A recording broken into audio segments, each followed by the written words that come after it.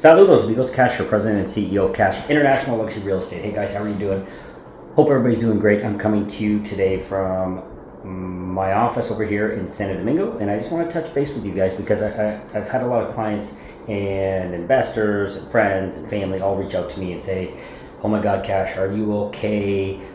We can't believe what's happening in Haiti. You should come back to Canada. It's so dangerous. Are you okay? Initially, when that started happening, I don't watch a lot of news, to be honest. I try to catch some stuff here and there. I'm not a social media guy, so I don't have Facebook, I don't have Instagram, I don't have any of that stuff. I just really never wanted to go down the rabbit hole of that. And fortunately for myself, I've been able to achieve that because I have multiple companies, and I have teams of people that do a lot of things related to social media. So throughout the years, I've been able to avoid going down that rabbit hole. However, I do understand the importance of it on a business level. Okay, so that being said, I don't get exposed to all of this. I don't get this nonsense shoved down my throat on a daily basis.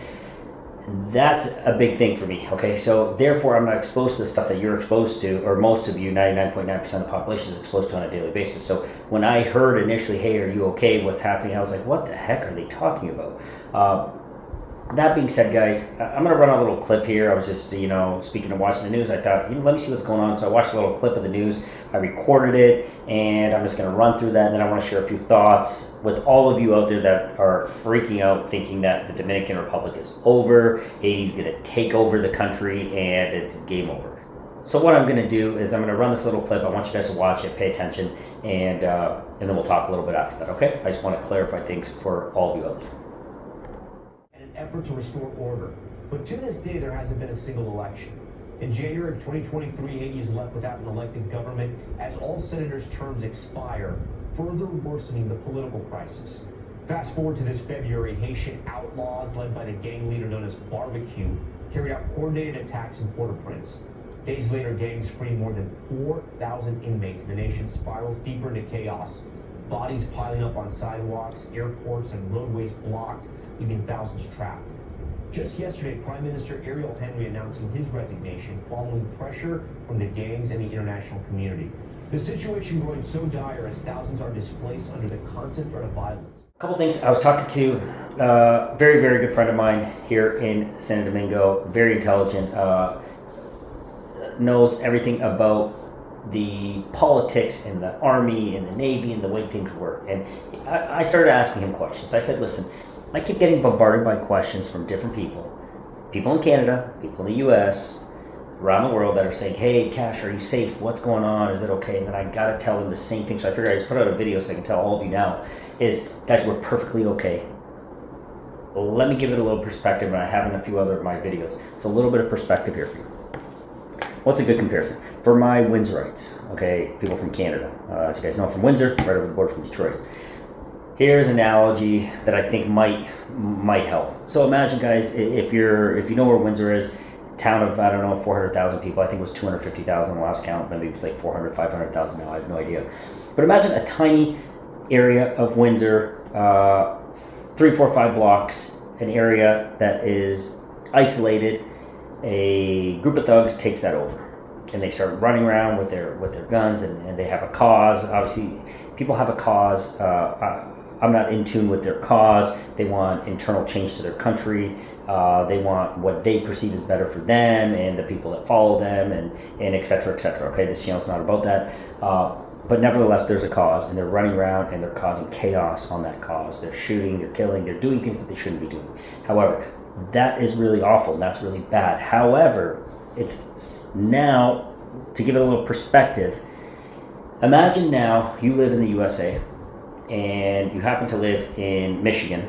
Okay, let's say you live in Michigan, or even you live in Chicago, and because you're close, a few hours away from where all this stuff is going on, but the CNN's in there, or the major news outlets are in there, and they're dialing in and they're showcasing the chaos, the moments of chaos, where the chaos is happening, and they're dialing right into that. And now you get a phone call from your relative in Florida. Let's not even say Florida. You get a call from your relative in France who says, hey, are you okay? What's going on? Is Canada going to take over the USA?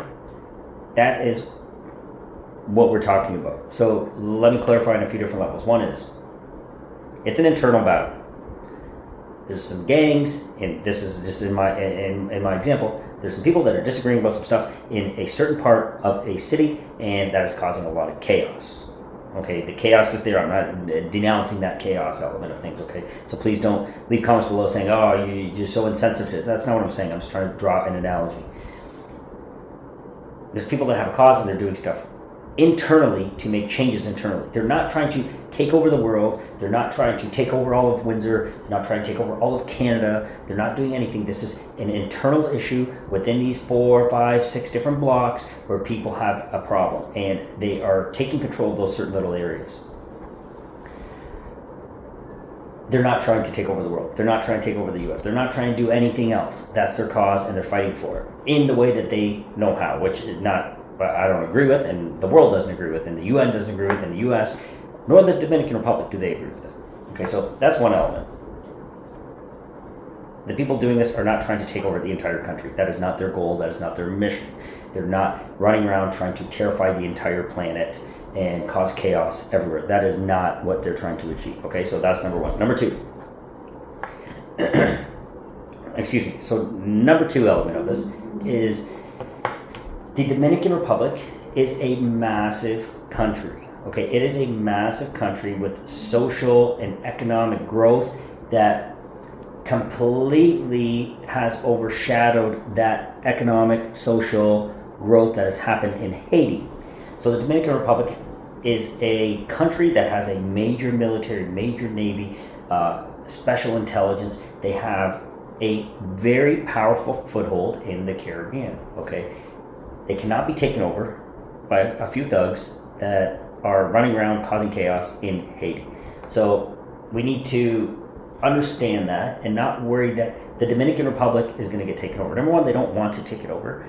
Number two, the Dominican Republic is a superpower, relatively speaking. Okay, I'm not saying it's a superpower relative to the US or Russia or anything like that, but it has a major, highly invested military with a lot of intelligence and a lot of training and skills that have secured that border. Nobody's coming through that border without running through their military. Okay, so number one, they don't want to come over. That's not what they're trying to achieve. Number two, if they try, they got problems. So let me touch on the third thing, and this is what I really learned in this discussion I had with my friend, is there is a long history of relations, fighting back and forth between the Dominican Republic and Haiti.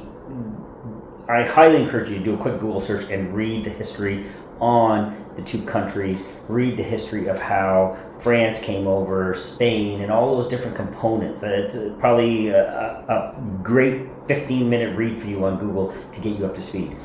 But the net of it for this conversation is that the two countries have an understanding. After centuries of back and forth, okay, after centuries and centuries of it, the Dominican Republic fought very hard for their freedoms, okay? They fought very hard to get what they have gotten.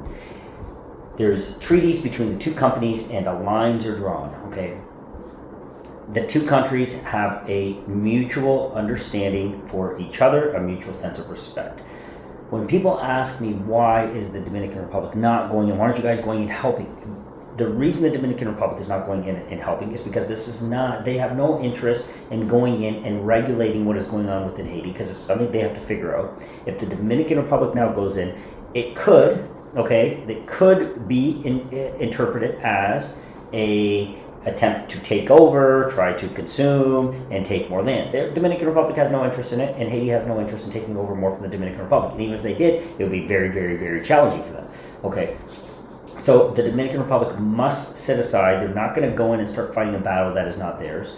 They are, okay, to clarify, they are providing an enormous amount of assistance, okay, food, any sort of supplies that can help the people that are being affected. The entire country is not being affected, okay? Very specific portions. For example, the capital city, certain areas within the capital city, from my understanding, what I've been told, certain areas within the capital city are affected. Not the entire capital city, certain areas, I mean to say. And the Dominican Republic is providing support for those that are affected in these situations. So they are supporting, but they're not going to go in and regulate this because of the centuries of history and agreements and mutual respect that exist between the two countries. This is something that is going to need to be resolved at some point by either the United Nations, they need to step in, potentially the USA comes in and does and assists. Okay, we don't know exactly how that's going to play out, but it's not going to be the Dominican Republic coming in and asserting their force on this group of individuals. Okay, so that's one thing that's very important to understand. Related to investing, that's what my channel is about. It's about real estate, it's about investing, it's about loving where you live. Guys, what is happening over there is not changing any of this. It's not changing the love where you live. We are not bombarded and we're not under attack. Another thing that I've clarified in some of my videos, and I'll do this in the conclusion of this video, is guys, please understand that there's a few select group of people. Please do not get yourselves caught up in racial profiling, and we're so guilty of that in North America. There's been multiple things that have happened throughout the past 20 years, 30 years, that we have been so guilty of racial profiling people, and it's so sad to see. I highly encourage all of you that might be teetering on that wall right now because of what the media is pumping into. Please do not confuse the Haitian people and think that all Haitians are out to get us. All Haitians are going to be criminals, and they're all going to be running around trying to pursue violence as a means of resolving their differences. Guys, it is the furthest thing from reality. I did a video the other day, I think it's 3 videos back, watch that. Guys, it is because of the Haitians that all of these buildings, I'm here in PNT right now, all of these buildings are going up. All that hard labor that is needed and required to make things happen, to build a city, to build a country. 90% of those people, that workforce, those hard hands that are moving those blocks and mixing that concrete and putting down those tiles, those are the skilled laborers of Haiti. They work so incredibly hard. All of my experiences have been nothing but positive with all Haitians. God bless you guys because you work so hard and you are genuinely very honest and good people. 99.9% are just trying to provide for their families and create a better tomorrow for themselves. They are trying to find a place that they can say they love where they live. Okay, so please, I highly encourage you, and I voice it here today, do not generalize. It is the worst possible outcome of what is happening here. And unfortunately, the media confuses you. When you're not here, you don't know what's happening. You're sitting there in Canada, you think you're living in peace. When guys, the furthest thing from it is living in peace when we're in North America, okay? We are not living in peace. We're living in a constant state of chaos, mental deterioration, and other aspects of life that are just missing, okay? The family units are disturbed and destroyed, the middle class is shrinking, and people are lost. I'm very confident at some point in time, I have no crystal ball, things will get resolved there. Haiti will get to a better place. It is such a beautiful country. The people are beautiful, and when these people find and can find some resolution to their cause, the violence will end and the country will start to develop itself again. But important thing here, guys, don't be sitting there and thinking that the Dominican Republic is a dangerous place to be now and Haiti's going to take over. Haiti's not taking over Haiti. They have no interest. We have no interest in taking over them. There is centuries of tradition. The Dominican Republic military is so strong, relatively speaking to the guys. Please don't confuse yourselves. Please don't start thinking that I am in danger or anybody that lives here is in danger, because it is the furthest thing from the truth. I just want to pop it up there. I'm not saying all of you think this and all of you believe this, but many of you do, because I keep getting the messages. And I appreciate your concern, and that is awesome, and they're really heartfelt messages, but guys, it's the furthest thing from the truth. That's why I gave that analogy in the beginning. It's like me sending a message to my friend in Chicago, because I got a few thugs over in Windsor, Ontario, and a few blocks there causing chaos, to say, hey, be careful, are you safe? He would say, what are you talking about? The same thing, guys. Okay, guys, so please remember to like, subscribe, share, get the word out there about what we're doing over here. Remember, my name's Kash. I'm President and CEO of Kash International Luxury Real Estate. We are positioned right here in the Dominican Republic, tailoring our services to you, North Americans, giving you content like this so you can understand that what it's like to be here, okay? What it's really like to be here. What it's really like to look at the properties here. What it's really like to find an investment. What it's really like to invest here in the Dominican Republic. Okay, guys, we're here to guide you guys. We've got the lawyers, we've got the accountants, we've got the entire team that's going to be able to guide you, hold your hand through the entire process. All right? So please reach out to me. Please don't make the mistake of starting your search without at least talking to myself or someone on my team. Send me a direct WhatsApp, no problem. I'll connect you. Remember, this year what we're doing is we're delivering the trifecta. It's the first year for it. We're bringing you Las Terrenas, beautiful, beautiful up and coming city there, true paradise. We're bringing you Las Terrenas. We're bringing you Santo Domingo, specifically in Santo Domingo. We're bringing you Piantini. Okay, we believe that's tailor made for you North Americans that like to live in a urban environment where things are go, go, go, where restaurants are blossoming, where nightlife is great, where the energy is through the roof, okay? Then we got the amazing area of Punta Cana, okay? Punta Cana, no secret in the world, everybody knows about Punta Cana. You can get to Punta Cana from almost every single country in the world, okay? So that's something great to know about Punta Cana. Punta Cana is the new Florida. Punta Cana's prices are affordable like Florida used to be.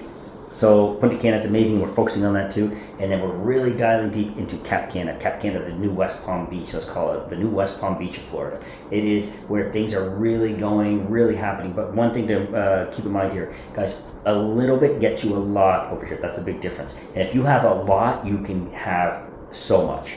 That's what Cap Cana is. Okay, so if you're willing to spend $300,000-$400,000, so as you can see, the prices are not outrageous. If you're willing to spend $300,000 or $400,000 on a 2-bedroom pre-construction, guys, you're in on Cap Cana. You're inside those, inside that amazing, beautiful, up and coming city. Okay. However, you can go all the way up to, I have a listing, for example, $10.8 million, right on the water, your own private beach, right on the Jack Nicklaus golf course.